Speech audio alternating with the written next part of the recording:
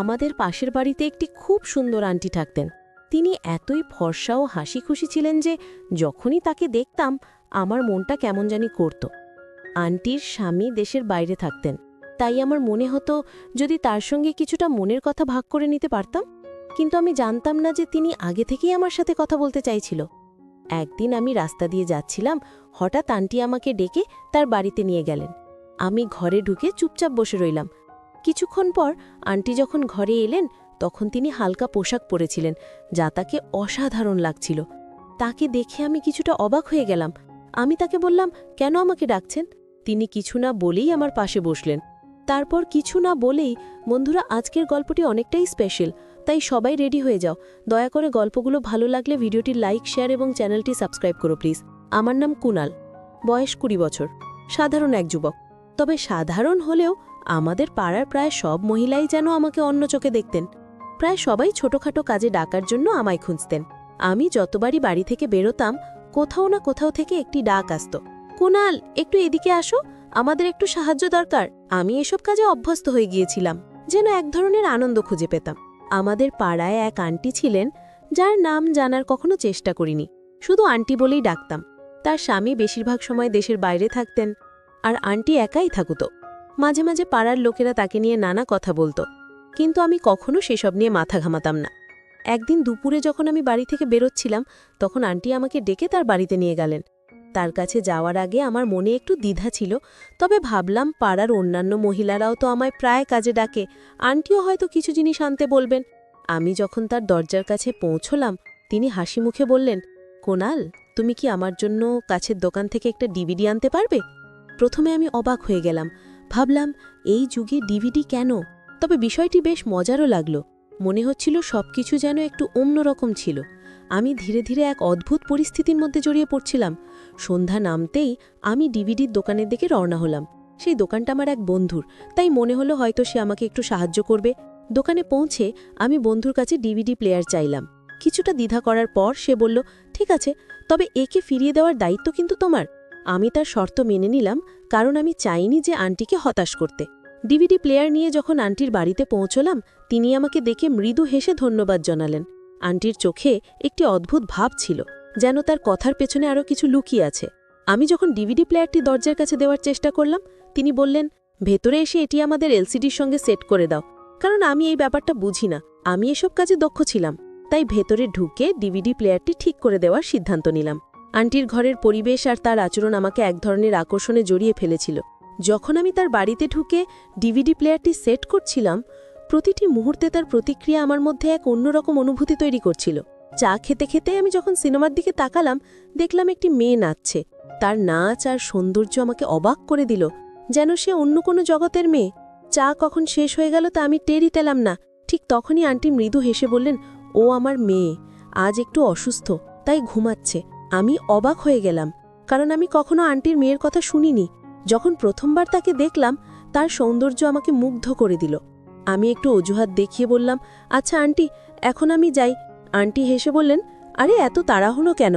চা তো খেলে, এবার একটু বসো। আমি কোনো উত্তর না দিয়ে উঠে বাড়ির দিকে রওনা হলাম, কিন্তু বাড়ি ফিরেও আমার মন পুরোপুরি সেই মেয়েটির ভাবনায় ডুবে গেল। আন্টির মেয়ের চেহারাটা যেন বারবার আমার সামনে ভেসে উঠছিল। আমি ভাবতে লাগলাম, আন্টির মেয়ে এত সুন্দর, তাহলে আগে কখনো তাকে দেখিনি কেন? বাড়ি ফিরে পড়াশোনায় মন দেওয়ার চেষ্টা করছিলাম, কিন্তু বারবার সেই মেয়েটির হাসিমাখা মুখ আর তার সরলতা আমার চিন্তায় ভেসে উঠছিল। আমি বুঝতে পারছিলাম, আন্টির বাড়িতে যাওয়া মানে শুধু তার সঙ্গে দেখা করা নয়, তার মেয়েরও একটা আকর্ষণ ছিল। পরের দিন যখন আমি বাইরে যাচ্ছিলাম, হঠাৎ আন্টির কথা মনে পড়ল। আমি জানতাম না কবে আবার তার সঙ্গে বা তার মেয়ের সঙ্গে দেখা হবে, কিন্তু এক জিনিস নিশ্চিত ছিল, এবার আমি আরও বেশি উৎসাহী হয়ে পড়েছিলাম তার বাড়িতে যাওয়ার জন্য। এটা শুধু তার কাজ করার কথা নয়, বরং একটা অদৃশ্য টান ছিল যা আমাকে তার দিকে নিয়ে যাচ্ছিল। তখনই মনে পড়ল ডিভিডি প্লেয়ারটি ফেরত নিয়ে আসা উচিত। সেটাই অজুহাত করে আবার আন্টির বাড়িতে গেলাম। আন্টি আমাকে দরজার কাছেই ডিভিডি প্লেয়ারটি দিয়ে দিলেন এবং ভেতরে আসতে বললেন না। আমি কিছুটা হতাশ হয়ে গেলাম, কারণ হয়তো অপেক্ষা করছিলাম কখন আবার তার বাড়িতে ঢোকার সুযোগ পাব এবং সেই সুন্দরী মেয়েটিকে দেখতে পাব। অবশেষে কয়েকদিন পরে আবার আন্টি আমাকে ডাকলেন, বাবা, আমাদের মেশিনটা ঠিকভাবে কাজ করছে না, একটু দেখে দাও তো। আমি তৎক্ষণাৎ তার বাড়িতে গেলাম। মেশিনটি পরীক্ষা করে দেখলাম ভেতরে একটি কাপড় আটকে আছে। কাপড়টি বের করে মেশিনটি চালু করলাম এবং সেটি আবার কাজ করতে শুরু করলো। এটা দেখে আন্টি খুশি হয়ে বললেন, ধন্যবাদ, তুমি ঠিক করে দিলে ঠিক হয়েছে, এবার কাপড় ধোয়ার কাজটা করতে হবে। বলার পর আন্টি বললেন, এখন আমার মেয়ের ওঠার সময় হয়েছে। আমি যখন উঠতে যাচ্ছিলাম আন্টি বললেন, আরে বসো, তোমার জন্য কিছু খাবার নিয়ে আসছি। কিছুক্ষণ পর তিনি চা আর বিস্কুট নিয়ে এলেন। আমি ভাবতে শুরু করলাম, আন্টির মেয়েও তো এই বাড়িতেই থাকে, কিন্তু তাকে এখনো দেখিনি।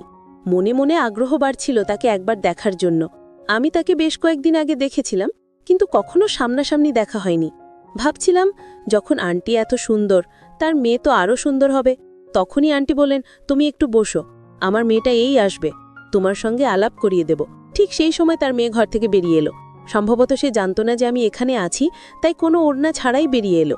তাকে দেখে আমার চোখ বড় হয়ে গেল, যেন এক পুরী আমার সামনে দাঁড়িয়ে আছে। তার ভেজা চুল দেখে মনে হলো সে এক্ষুনি স্নান করে এসেছে। সে একটি গোলাপি রঙের পোশাক পরেছিল, যা তাকে একেবারে অপ্সরার মতো লাগাচ্ছিল। আমি তাড়াতাড়ি উঠে দাঁড়ালাম। আন্টি তার মেয়েকে বললেন, এটা আমাদের প্রতিবেশী কোনাই, খুব ভালো ছেলে, অনেক কাজে সাহায্য করে আমাকে। এটা শুনে তার মেয়ে আমাকে একটু দেখে নিল এবং আবার নিজের ঘরে চলে গেল। আন্টি বললেন, ও অপরিচিতদের সঙ্গে বেশি কথা বলে না, ছোট বয়সেই অনেক কষ্ট পেয়েছে ও। এরপর কথায় কথায় আমি তার স্বামীর কথা জানতে চাইলাম। এই প্রশ্নে তিনি কিছুটা অস্বস্তি বোধ করলেন, একটা দীর্ঘশ্বাস নিলেন, তারপর বললেন, উনি গত 10 বছর ধরে বিদেশে আছেন, তবে কখনো আর ফিরে আসেননি। উনি প্রতি সপ্তাহে টাকা পাঠান, তাই আমাদের কোনো কিছুর অভাব হয় না।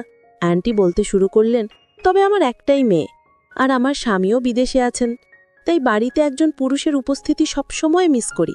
যদি আমাদের বাড়িতে এমন একজন থাকত যে সব বাইরের কাজগুলো করে দিত। তার কথাগুলো বলার সময় মুখে এক ধরনের অসহায়ত্ব দেখা যাচ্ছিল। কেন জানি না সেই মুহূর্তে তার জন্য আমার মনে খুব মমতা জন্মালো। তাই আমি বললাম, আপনি চিন্তা করবেন না, যখনই কোনো কাজের দরকার হবে আমাকে ডেকে নেবেন, আমি সবসময় সাহায্য করতে প্রস্তুত। আমার প্রচুর সময় আছে, আমাকে আপনি নিজের মতোই ভাবতে পারেন। আমার কথায় আন্টি খুব খুশি হলেন। এরপর থেকে আমি প্রায়ই আন্টির বাড়ির আশেপাশে ঘোরাঘুরি করতে শুরু করলাম, আর তিনিও বাইরে এসে দাঁড়াতেন। যখনই তিনি আমাকে দেখতেন তখনই বলতেন, কুনাল, একটু এদিকে এসো, আমাকে আটা এনে দাও, বা একটু দুধ নিয়ে আসবে। আমি সবসময় দ্রুত তার কাজগুলো করে দিতাম। একদিন আন্টি আমাকে ডেকে বললেন, কুনাল, একটু বাজার থেকে সবজি নিয়ে আসো তো, মেয়ের জন্য বিশেষ কিছু রান্না করতে ইচ্ছা করছে। আমি তৎক্ষণাৎ বাজারে গেলাম। সবজি নিয়ে ফিরে আসার সময় দেখলাম তার মেয়ে রান্নাঘরে, সে চুপচাপ রান্না করছিল। তার প্রতিটি কাজ খুব যত্নশীল আর শান্তভাবে করছিল। আমাকে দেখে হালকা একটা হাসি দিল, যা আমার মন ছুঁয়ে গেল। সে খুবই কম কথা বলতো, কিন্তু তার চোখগুলো যেন অনেক কিছু বলে দিত। একদিন আমি যখন আন্টির বাড়িতে গেলাম, তিনি আমাকে চায়ের জন্য ডেকে নিলেন। বললেন, কুনাল, আজ তোমার জন্য বিশেষ চা তৈরি করেছি, এসো বসো। আমি তার সঙ্গে বসলাম এবং আমরা নানা বিষয়ে গল্প করতে থাকলাম। আন্টি এখন তার পরিবার এবং নিজের জীবনের গল্প বলতে শুরু করলেন। তিনি জানালেন তার মেয়ের নাম তানিয়া, আর সে তার বাবার খুব কাছের ছিল। যখন তার বাবা বিদেশে চলে গেলেন, তখন তানিয়া তাকে অনেক মিস করত এবং ধীরে ধীরে নিজেকে গুটিয়ে নিতে শুরু করল। আন্টির কথা শুনে তানিয়ার প্রতি আমার সহানুভূতি আরও বাড়ল। আমি তার জীবনের কঠিন সময়গুলো বোঝার চেষ্টা করছিলাম। একদিন আমি তাদের বাড়ির সামনে দিয়ে যাচ্ছিলাম, তখন এক মিষ্টি কণ্ঠ আমাকে ডাকল, কুনাল, একটু এখানে আসবে। আমি তাকিয়ে দেখি সেই ডাক তানিয়া দিয়েছিল। আমি তার কাছে দৌড়ে গেলাম। তানিয়া বলল, আজ মা অসুস্থ, তাই দয়া করে একটু দুধ নিয়ে আসতে পারবে? এটা শুনে আমি তৎক্ষণাৎ দোকানে গিয়ে দুধ কিনে আনলাম। বাড়িতে ফিরে দরজায় টোকা দিলাম। তানিয়া দরজা খুলল। আমি বললাম, দুধ নিয়ে এলাম, এই নাও। তখন তানিয়া একটু হেসে বলল, দয়া করে ভেতরে এসে দুধটা হাতে দিয়ে যাও। আমি ভেতরে ঢুকলাম। তারপর সে বলল, মায়ের পাশে একটু বসে থাকো।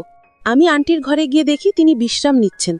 কিছুক্ষণ পর তানিয়া আমাকে জিজ্ঞেস করল, কুনাল, চা খাবে? তার স্বরে এমন কিছু ছিল যার কারণে আমার মুখ থেকে শুধু জি কি শব্দটি বেরোলো, কারণ আমি কিছুটা নার্ভাস ছিলাম। তবে তার মুখে একটা অদ্ভুত হাসি ছিল, যার মানে আমি বুঝতে পারলাম না।